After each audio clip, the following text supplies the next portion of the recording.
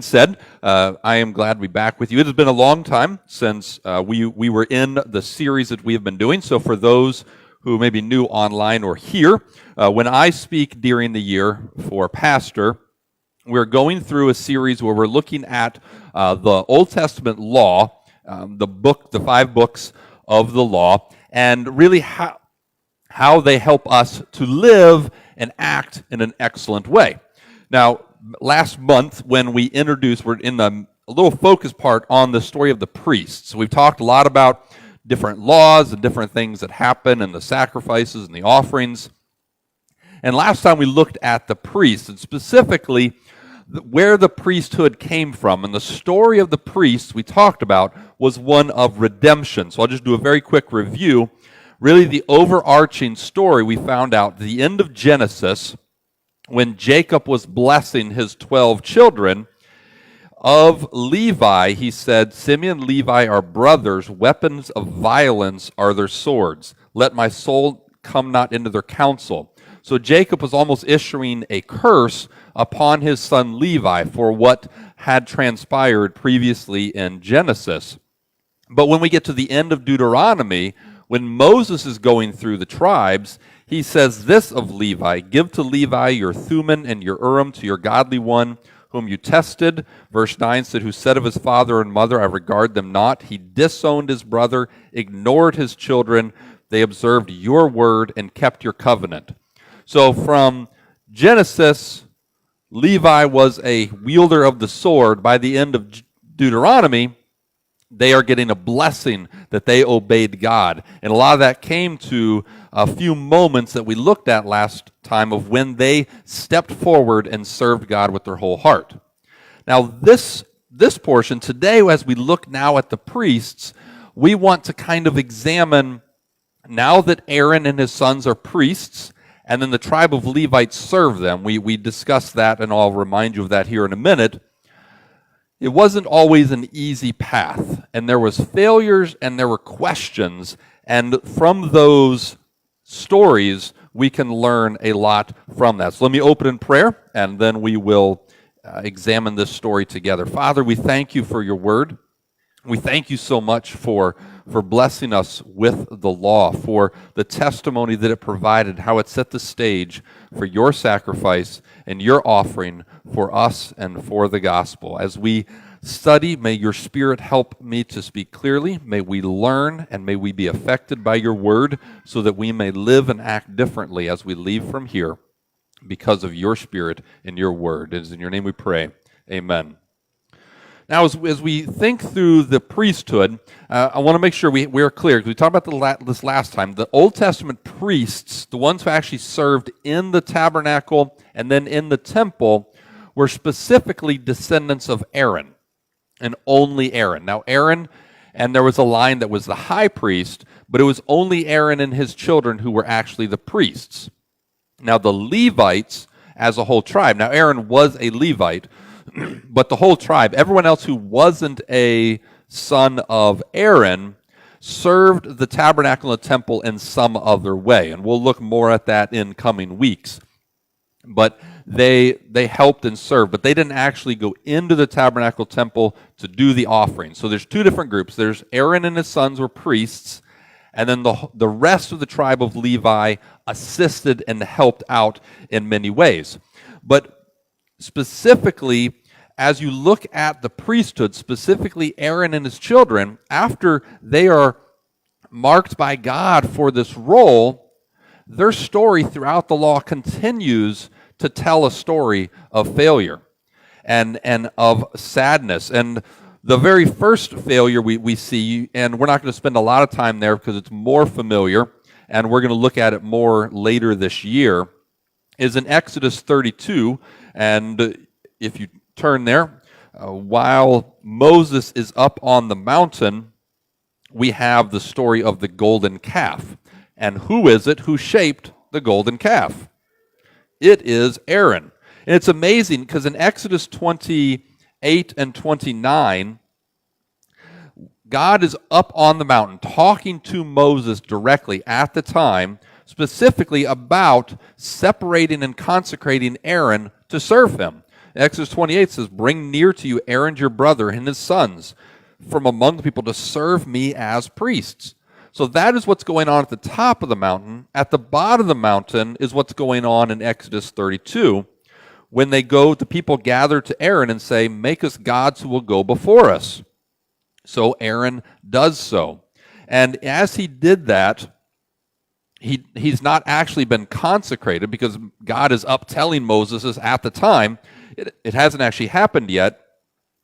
But God knew what was going on. And yet, through this story, while Aaron did this, God still, a few chapters later, is going to consecrate Aaron and his sons to serve him. And we are going to look at that more next week when we wrap up our series on the priests. But I want to talk more about other aspects of this. So if you turn to Leviticus chapter 10, and what is happening in Leviticus chapter 10 is they have finished building the tabernacle. So the tabernacle, we talked about that, has been built. And they have consecrated Aaron and his sons. Once again, we'll look at that next week. And as Aaron offers the first sacrifice, the first offering, at the end of Leviticus 9, it says in verse 24, a fire came before the Lord and consumed the burnt offering and the pieces of fat. And when all the people saw it, they shouted and fell on their face. So the tabernacle is being consecrated. The very first offering that's being offered, the fire is not lit by someone. Anyone tried to start a fire with those little matches that break all the time? That wasn't what was happening. The fire was lit by the fire of God. He is the one who initiated the fire on the altar and consumed the offering that was on it. That was the beginning.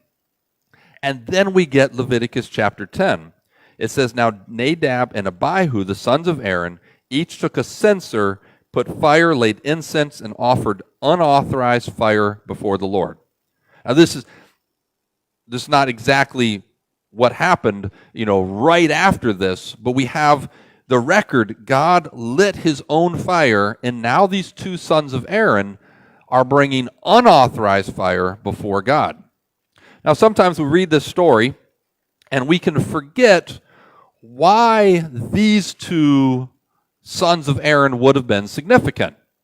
And where we get that is in a little part that we kind of look over. In Exodus chapter 24, Moses is getting they got the 10 Commandments. God came down in Exodus 19 and 20.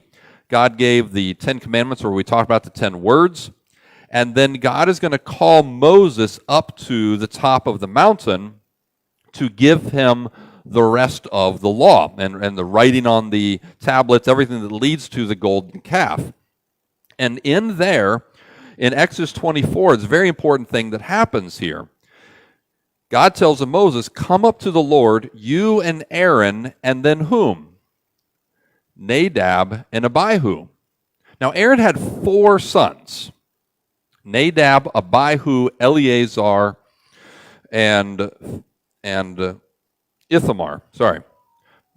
Brain there.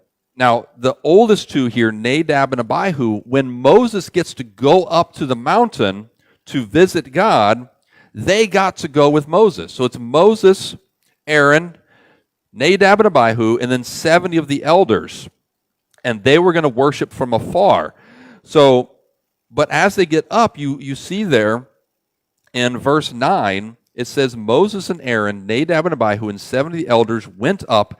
And verse 10, what did they see? It says, they saw the God of Israel. There was under his feet, as it were, a pavement of sapphire, like the very heaven for clearness. Now, this is something that reflects stories we read out of what book of the Bible? You think of Daniel, Ezekiel, and Revelation, where we see these visions of God. These men, 74 of them, got to witness the presence and the awesomeness of the glory of God. It was Moses, Aaron, 70 elders, and then who? Nadab and Abihu. They got to stay up there on the mountain while God was giving Moses these instructions. And Aaron went back down. So Aaron is down at the bottom of the mountain, But his two sons, Nadab and Abihu, are there with the 70 elders, worshiping God, watching as God's presence talks to Moses. So these two men were blessed with the amazing vision of the very glory of God. Now, with that blessing, instead of receiving that with humbleness, we get Leviticus 10. So now go back to Leviticus 10. God has just filled the tabernacle with his glory. He has lit the fire. And then who shows up to do their own thing? It's Nadab and Abihu. See, what has happened is they were blessed beyond measure to see the very presence and awesome glory of God and his feet on the sapphire. And now the fire of God comes out, and they seem to act as if their previous experience makes them what? Somehow more special than everybody else. And so they then go and offer their own fire before the Lord. They thought because what had happened to them in the past, the amazing blessing that God had given them to bring them into their presence, that they were somehow special and above everybody else. But the very aspect of this, the very presence of God, is such that God is the one who brings you into his presence. You don't bring your own self and your own fire. And so what happens in Leviticus 10 is, just like in Leviticus 9, fire came out from before the Lord and consumed them. And they died before the Lord. So here were the two men really designated to take the reins from Aaron, to be the leaders after him. That's why God had brought them up on the mountain in his presence, just like Moses brought Joshua into the presence of God in other places. And yet, their presence, their power, their possibility, all of that was not because they were special, but it was because God gave them the blessing of his presence. But yet, they tried to approach God. God consumes them with his fire. And their uncles came and carried them out. And Aaron is even told, do not mourn them and do not cry for them. Don't do that. And so this is the beginning. This is the very beginning of worship in the tabernacle, and the very men who were going to take this over from Aaron, and they're already dead, just as the worship begins. It's this, you see this continued story of failure. But it doesn't stop there, because then Numbers 12, even at all that he knows, Numbers 12 is another short story where Miriam and Aaron come and they speak against Moses. And verse 2, they say, has the Lord indeed spoken only through Moses? Has he not spoken through us also? Now, is that true? In a way of speaking, it is, because way back in Exodus at the burning bush, God told Moses that Aaron would help him speak for him and speak for God. And Aaron has been consecrated and ordained to be the high priest, to go into the very holy of holies for God. But yet here he is questioning the authority and the status of Moses. And so God comes and judges them, and Miriam ends up becoming leprous for 7 days. And so we continue to see, and I know you would love to study these stories more, they're very interesting, but I want to continue to move on to watch how these failures take place. So over and over again, even after God has chosen Aaron and his sons to be the priests for God, there continues to be failure and sin and people seeking to place themselves into a place that God did not place them. And it is a dangerous place to be in. And indeed, it is a dangerous place for any of us to see the blessing of God that he gives to us as something that then makes us able to do whatever we want. I mean, even Paul says, should we sin that grace may abound? God has given us the amazing glory and the wonderfulness of the gospel that's forgiven us. Can we then go and do what we want? And even then in New Testament, he says, absolutely not. Even Aaron and Moses were given this amazing blessing from God, but it did not open the door for them to decide right and wrong. But failure didn't always come from the inside. What I want to do is turn our attention now to questions that came from the outside. And we're going to look at really two stories that go together, and they start in Numbers 16. And you can go ahead and turn to Numbers 16. Now, in Numbers is a miscellaneous collection of stories. Now, this comes after the people were supposed to go into the promised land. They had reached the point. The 12 spies were sent in, and they came back, and instead of believing that God could do this amazing feat of defeating the giants that were in the land, the people fled in their hearts. They were fearful, and they did not move forward. And so they were sentenced to the wilderness wandering. So this is after this happens. And so what happens is we find out in Numbers 16, it says, Korah, a son of Izhar, son of Kohath, son of Levi. So Korah, we have this line from him, and then these other men, Dathan and Abiram, sons of Elab, and then On, the son of Peles, son of Ruab, took men, and they rose up before Moses with a number of people, specifically 250 chiefs of the congregation, well-known men. So this is not the lower class people who are causing a riot on the outskirts of town. This is a Levite, Korah, who is a Levite, and then 250 chiefs, and they assemble themselves against Moses and Aaron.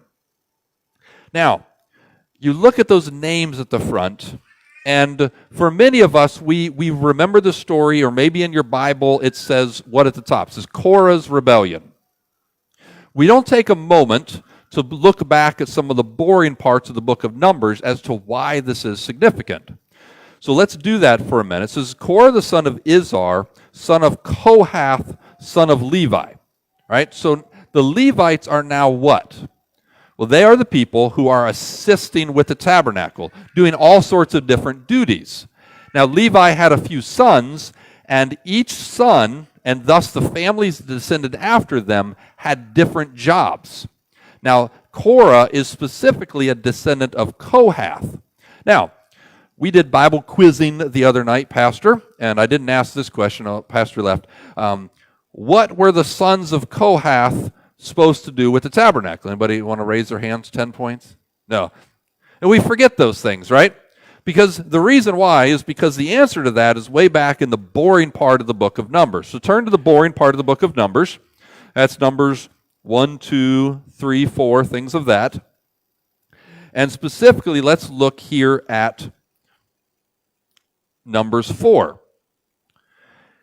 And what is going on here is they have listed in Leviticus or Numbers 3 the general duties of the Levites, and now Numbers 4 is going to get more specific. Now remember the Levites we talked about. Levi did some evil things. He killed a whole town of people in order to defend his sister's name, and that got a curse from him from Jacob. But then, remember, at the last sermon, Levi took up the sword and killed his own brothers and relatives to defend the name of God. So God has now chosen the Levites, and that's what it says in Numbers 3:11. I've taken the Levites from among the people instead of every firstborn. So now in Numbers 4, it says, take a census of the sons of Kohath from among the sons of Levi. So this is where Korah is from. And what are they to do? Verse 4, this is the service of the sons of Kohath in the tent of meeting, the most holy things. So the sons of Kohath were in charge of the most holy things. So what you find out is Aaron and his sons, who are the priests, when they pack up the tabernacle, they're going to go and take down the veil, and they were to cover the Ark of the Covenant with a cloth. So the priests would do all of this to cover the most holy things.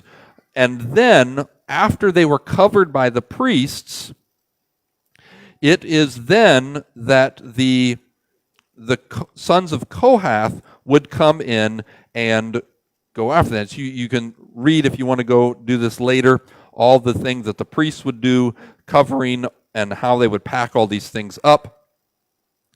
But in the end of verse 15, it says, all these things that the sons of Kohath are to carry.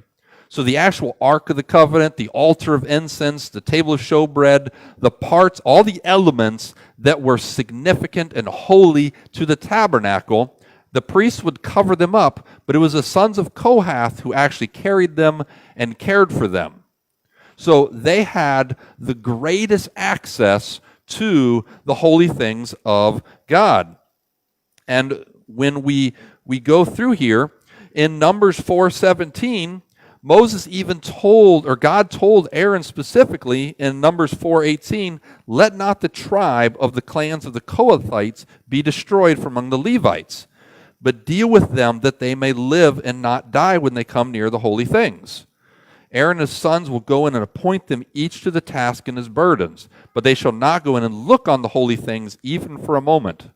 So God here sets the Kohathites as the people to care for the most holy things. But because they're so special, God tells Aaron, these of all the tribe of Levites are to be most special to you. They are the ones who are supposed to be closest to you, and you are to go in one by one and appoint them what they are to carry, and then protect them so they don't die. You're in charge of preserving this family line. All right? So the Kohathites, most important to Aaron and the high priest, and specifically told to protect them at all costs. All right? So that is where Korah comes from. He is a Kohathite. What is God told Aaron about the Kohathites? Protect them so they don't die. Now, Numbers chapter 16 takes on more significance. Korah is from what? The Kohathites, the ones who are carrying the Ark of the Covenant, the ones who were appointed to carry the most holy things, who Aaron was supposed to specifically watch out for. It is Korah who gathers a big group of the most important people in the camp and seeks to lead a rebellion against Moses and Aaron. See, put yourself in the shoes of Aaron, the group of people who are there to help you the closest, who God has assigned you to protect above everybody else of the tribe of Levite, now is standing before the whole congregation and calling your role into question. This is a significant betrayal. It's not just Korah's rebellion. This is a rebellion of the people who are supposed to stand closest to Aaron and protect and guard and carry the very things that connected them with the presence of God. And now, in Numbers 16, they are assembling themselves, and they tell Moses and Aaron, verse 2, you have gone too far. You have gone too far. It says, for all the congregation are holy, every one of them, and the Lord is among them. Why then do you exalt yourselves above the assembly of the Lord? Now, who chose Moses and Aaron for this job? It was God. Who tried to get out of this job? Moses did, many times. The whole reason Aaron's really in the story is because Moses tried to get out of the job, right? Because Moses said, I don't think people will believe me. I'm not a good speaker. So God says, Aaron's a good speaker. He will help you. That was what happened. And now here, many, many years later, the very people who God gave to Aaron to serve and help him carry the Ark of the Covenant are saying, we're all special. Now, was Korah somewhat correct? Once again, yes. Because in Exodus 19, right as God came down on the mountain, he told the people that they were going to be a special holy nation to himself. And that he was going to live with them, that he was going to tabernacle and have his presence among them, and they were going to be special among all the nations of the earth. So they were, in a way, they were correct. But they were incorrect in the part of why have you set yourselves above the assembly? See, we as humans, for all of human history, have sought to elevate our own selves, right? We all do it in every little thing. Friday, there was over by Long Hill, some power lines came down. I don't know if anybody got caught in the traffic jam over there, but the power line was down, and only one car at a time could drive underneath where they were laying down on the road. Well, if you were to watch the line, you would not watch people gently and calmly waving everybody else in front of themselves to give preference to everybody else. Instead, what was everybody doing? Driving up on the curve to try to get in the front of the line so they could get through before anybody else in front of them. And we are all prone to do that in lines, in work, in school. We are always seeking to do well. And it comes from the drive to succeed and achieve, but it also can be tempting for us to try to put ourselves. And here, Korah and the people he has gathered believe that Moses and Aaron have made themselves in charge of everybody, because to them, they would do the same thing. And indeed, that's probably what they're seeking to do, is to take over the role of Moses and Aaron and speak. Because here is Korah. He's from Kohath. What does he get to touch and carry? Well, he gets to carry the Ark of the Covenant and his family. So why shouldn't he be able to hear from God and speak for God? It makes sense to him. And yet here Moses heard it and fell on his face and tells Korah, in the morning, the Lord will show who is his and who is holy and who he is going to bring near to him. Who is God going to bring near? And that is really the question, because Korah has said, why do you exalt yourselves above everybody? Moses says, no, it is God who brings people, what? Near to him. It's a horizontal, vertical perspective. See, people think that it is, what's the phrase here in Jamaica, crabs in a barrel? That everyone is trying to get above everybody else, right? And we are seeking to achieve over that. And they believe Moses has put himself above everybody at the detriment of everybody else. Because what's happened in the past few chapters?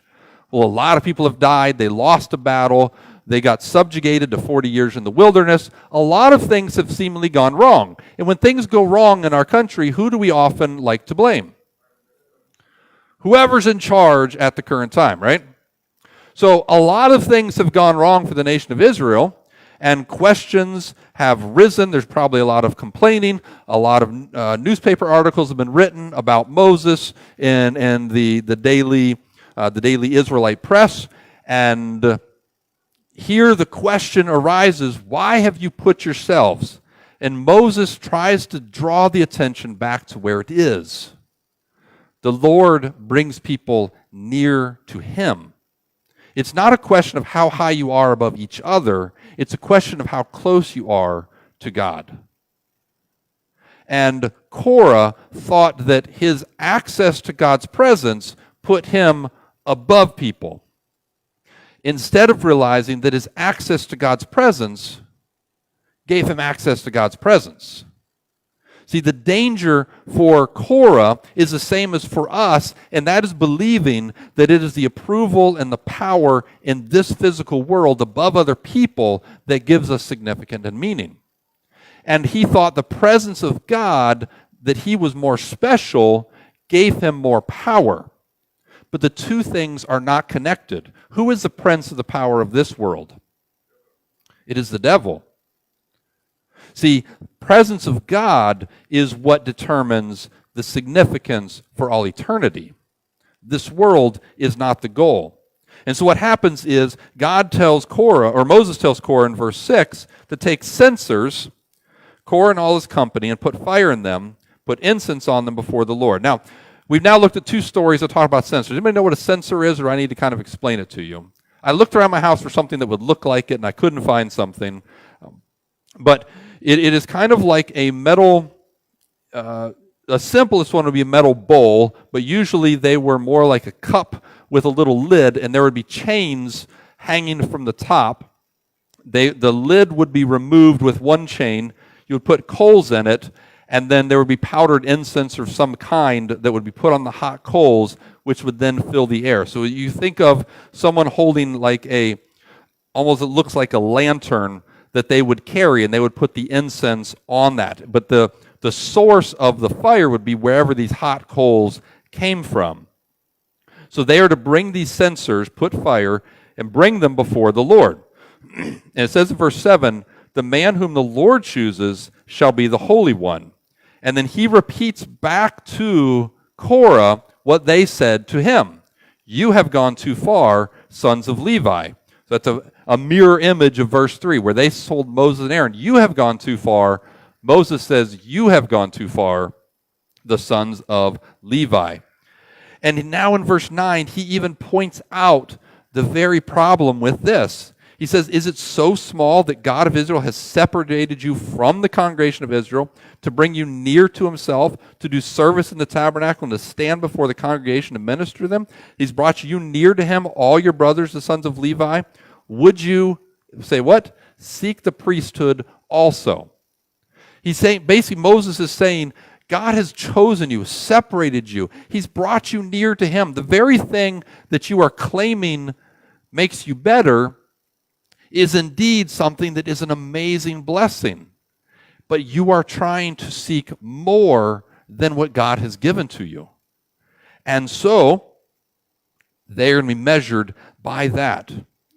So Moses calls, they send a message. The story is going to go on, but basically down in verse 16, it says, be present, you and all your company, before the Lord, you and they and Aaron tomorrow. Let every one of you take a censer before the Lord. So they did it. They took their censers. They assembled together. The Lord appeared to all the congregation. And then God spoke to Moses and Aaron and said, separate from these people that I may consume them. And here, once again, Moses and Aaron fall on their face and pray for protection of the whole congregation. So then God says, well, stay away from Korah, Dathan, and Abiram. So they go and they tell the rest of the people, stay away from these three men and all their people. And so then we get this story, and you may know it, but Moses basically says, if these men die like everybody else dies, then I don't speak for God. But if God does something new and the ground opens up and swallows these men, then you'll know these men have despised the Lord. We find out verse 31. Sorry. The ground under split, the earth opened its mouth, and it swallowed them with their households, and all the people who belonged to Korah and their goods. Now, we know the earth opening up, but keep reading, and it said then verse 35, then fire came out from before the Lord. Where have we seen this before? With Nadab and Abihu.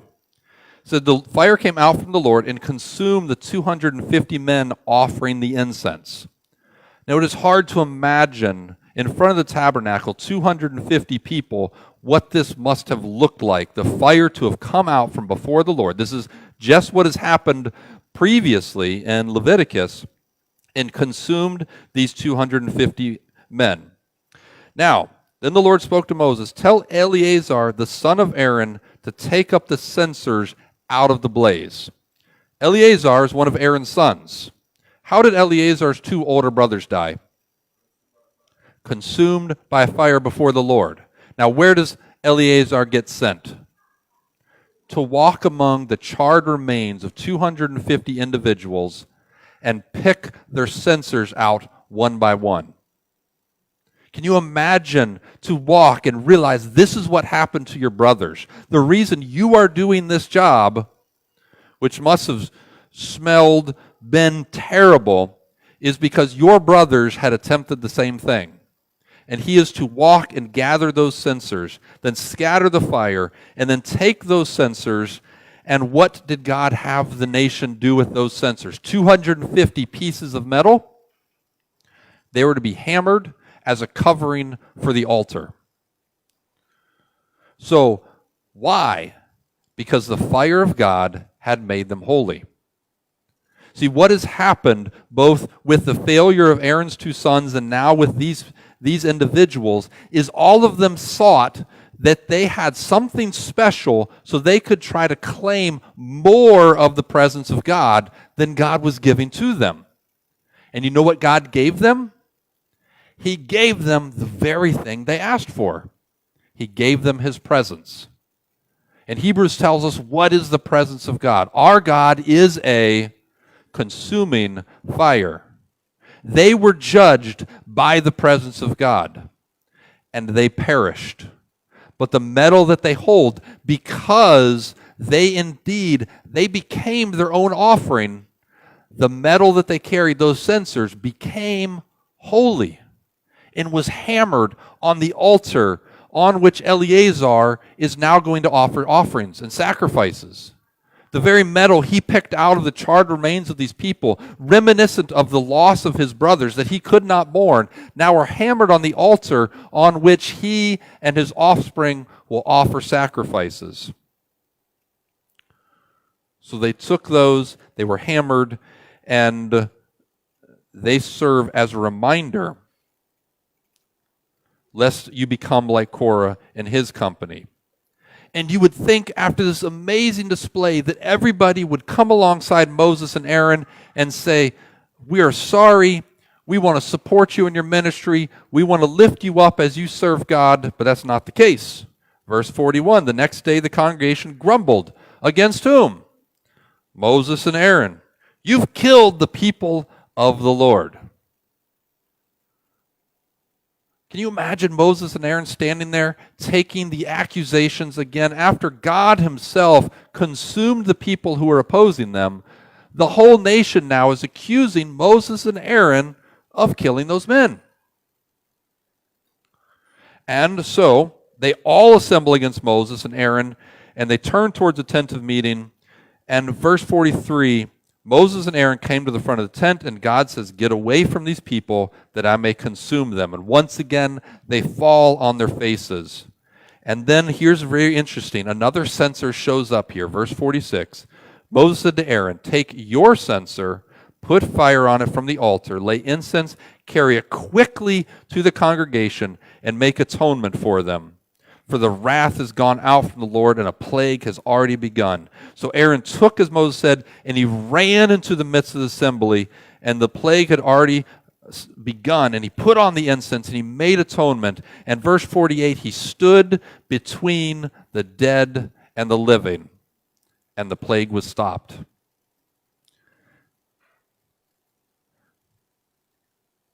Aaron goes out and runs to defend who? The people who were accusing him of taking a position that he didn't deserve. If you and I were Aaron, what would we be prone to do? Let them have what they want. They don't want me, they don't get me. But Moses tells Aaron, and Aaron runs. Aaron is not a young man at this point, right? A lot of years have gone by, but he gets his censer and he runs and finds where the plague has been spreading through, where death has come, and he finds the line between the dead and the living, the people who have gathered to complain about himself, and he stands with his censer before the presence of God, and God stops. God looks on Aaron. Aaron is a man of many failures. Aaron is a man who has messed up numerous times. Aaron is a man that's not special because of anything he has done. And yet he goes with his censer and stands and defends the very people who are upset with him. And what does God do in chapter 17? God says, I'm going to put this to rest once and for all. And so in chapter 17, we have this amazing story where God says, go to every tribe and everybody get a stick, the stick of your ruler, your leader, write your name on it and bring it here, including Aaron.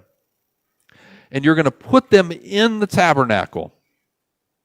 We're going to leave it, and then tomorrow, the person I choose, that stick is going to sprout. It's going to sprout some leaves. And Numbers 17:5, I will make to cease from me the grumblings of the people against you. So they do that. They get the staffs. They go into the tent of testimony the next morning. And what has happened? Aaron, the house of Levi, it's sprouted. It's produced little leaves and branches. But not only that, it's brought blooms, blossoms, and then ripe almonds. God didn't make any question about this. This stick wasn't just going to have a few little sticks on it that you have to see. Did something happen? Maybe it happened. I'm not really sure. He didn't leave any questions. It got sticks, it got leaves, it got blossoms, and it got full ripe almonds in one night. So Moses brought all the staffs, showed them to the people, and the Lord said, put the staff of Aaron before the testimony, keep it a sign that they may make an end of their grumblings, lest they die. So did Moses. And then at the end of Numbers 17, the people of Israel said to Moses, behold, we perish, we are all undone. Everyone who comes near the tabernacle of the Lord, shall we die? Are we all to perish? They are now scared for their lives because they realize that God indeed has chosen Aaron. And they have grumbled, and they have complained, and they have argued, and they have fought against him. But are they to die? No. God loves these people. And what is so hard for so many people in these stories to forget is the fact that God did not choose Moses and Aaron to be special because of what they'd done. And he didn't choose the nation of Israel because they were special. Moses will even reiterate this in Deuteronomy 7. Verse 6, he says, you are a people holy to the Lord your God. The Lord has chosen you to be a people for his possession out of all the peoples who are on the face of the earth. And then we get verse 7. It's not because you are more in number than the other people that God set his love on you and chose you, for you were the fewest. But it's because the Lord loves you and is keeping that oath that he's brought you out. See, the problem is, the perspective is, God has done some amazing things. We must be special. And God has to stop and say, no, I've done amazing things for you because I made you special. I chose you. I separated you. You didn't do anything, but I chose you and I made you my own. Moses and Aaron, as you look back, the sons of Levi, the story of Moses and Aaron is one of repeated failure, concern, complaint, sin, so much so that God doesn't even allow them into the promised land. But yet, here in Numbers 17, God sends a plague out, in Numbers 16 and 17, God sends a plague out to consume the whole nation because they're complaining against the people that God chose. See, for you and I, the gospel tells us that while we were still sinners, what did God do? He died for us. You and I do not earn or deserve the amazing glory of the gospel that has been given to us. And because of that, we must never elevate ourselves or put ourselves in a position that God does not put us in. And Hebrews is a reminder of that. There's a reason it says our God is what? A consuming fire. We get to see in the law people who put themselves in a position where they said, I deserve to be the one closest to God. And God says, okay, you can have it. And they were consumed by the presence of God they thought they belonged in. See, you and I do not deserve the amazing presence of God. And indeed, on our own, we could not. We would be like Nadab and Abihu. We would be like Korah and these people. All of these individuals, Nadab, Abihu, and Korah, who was the son of Kohath, got access to amazing details, saw amazing things, did amazing things, close to the presence of God. And because of that, they thought they were special. and they were consumed by God's presence. See, the reality of the matter is these stories remind us that we get the amazing blessing and glory of the gospel in the presence of God because God has made us acceptable in His sight. He has chosen us, He has sanctified us, and He has made us His own. And we must live in humility and serve Him. And so what is the lesson from all of these stories? Well, for those who are here as believers today, there's two. The first of all is that you still have amazing access to God, even though you yourselves are a story of many failures. The story of Moses and Aaron is not a pretty one. Moses killed a man. Aaron made an idol. They both fought against God, resisted God. Aaron even opposed Moses, even though he knew the conversations that they had. The sin in you and I is always going to rise up and seek to control us. And you and I often carry with us the guilt and the fear of the sin and the failures that we are. But God still chose Aaron and Moses and defended them against an entire nation. Why? Because He chose them, despite their failures. So if you're here today not serving God, not getting involved in church, maybe you come, but you carry a baggage and a history and sin and things in your mind and you struggle with, I'm not deserving of this. Aaron and Moses weren't either. Moses even complained about not being worthy. But God chose them. And God has chosen you. And God has a desire for you to live for Him. And you cannot take the failures of your past to avoid the job that God has for you. But on the other hand, you will also face confrontation and questions from inside and out. Moses got questions from his own brother and sister. Aaron got these questions from the leaders of the nation, the very people who are to be close from him. And the whole nation gathered together. I don't know if you've been betrayed or have questions against you from people who should care about you, should be by your side, should stand for you. But at the end of the day, we must be like Aaron for those who have wronged us, questioned us, and done evil against us. Aaron ran with his censer to protect the very people who betrayed him. You and I are called to do the same thing. Why? Why did Aaron do that? Because Aaron knew he was inadequate for the presence of God.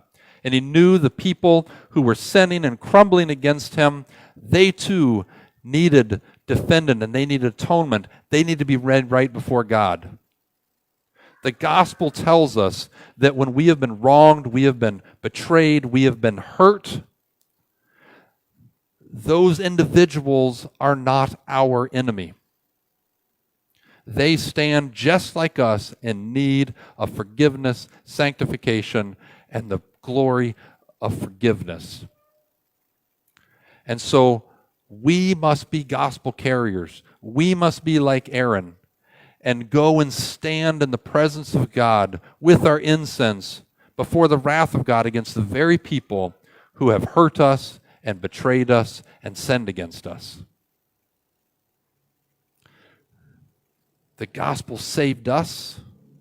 We must never stand in judgment of others who need God's love and forgiveness too. So let Aaron's story be a reminder that a man of failure still stood and pleaded and stood in between the dead and the living for people who didn't like him. But on the other hand, if you're here or listening online and you have never chosen to follow God, I urge you that it is a dangerous thing to seek, and I've mentioned this before, to stand in the presence of God on your own merit. See, Nadab and Abihu and the 250 men, they all sought to stand in the presence of God based on their own merit, and all of them were consumed by fire. God has said over and over in His Word, if you choose to live without the gospel, the goodness, the grace, the story that Jesus gave His life for you, and if you don't accept that and follow Jesus with your whole heart, you too will be measured ultimately on your own merit. But the Bible has said that all fall short of what? The glory of God is what it says. And because of that, if you decide to spend and enter eternity and be judged on your own merit, you'll be found wanting as well. So I plead with you, like Moses and Aaron pled with the people, do not seek to come before the presence of God on your own. Please stay away. The desire is still the same. Please seek out and take the protection of God. Seek out and humble yourselves and take the offering, the sacrifice of Jesus. Jesus, who like Aaron, stood between the death and life for you and me. Jesus died on the cross and said, Father, forgive them, the people who killed him, to give his life for them. If you're here and you've been forgiven by that same Jesus, let us be like Aaron.